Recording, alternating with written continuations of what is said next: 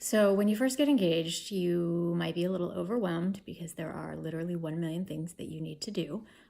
But there are a couple of things that you need to start with. Otherwise, you're going to lose your mind. The first decisions you need to make are where you want to get married and when you want to get married. And you do not need to be specific. In fact, you probably can't be specific right now. That will come later. So, thinking in broad strokes, where do you want to get married? Is it your hometown? Is it the town where you and your fiance currently live? Is it the place where you and your family vacationed every year when you were growing up? Is it a foreign country that you and your fiance love? Maybe you really love France and you want to get married in France. So think about where it makes sense and where you want to be. And then you should think about when in terms of time of year. Maybe you have a specific date in mind, but if you do, that's going to hamper you in everything you do.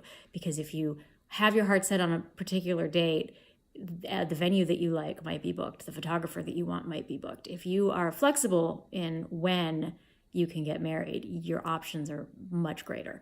But think about the weather. Are you comfortable with a good chance of rain? Because that is likely to happen if you want a spring wedding. Maybe you love the snow, so maybe you should get married in the wintertime. If you live somewhere where it gets really hot in the summer, you probably want to avoid July and August because it will be unpleasant for your guests. September and October are becoming the most popular wedding months because the weather is usually pretty good in most parts of the country. It is hurricane season in some parts of the country, so you have to think about that.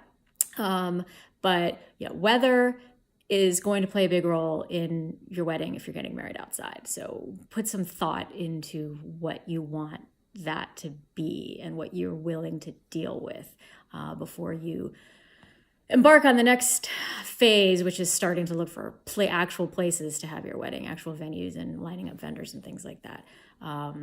But there's an interim step before you get to start interviewing vendors and looking for venues.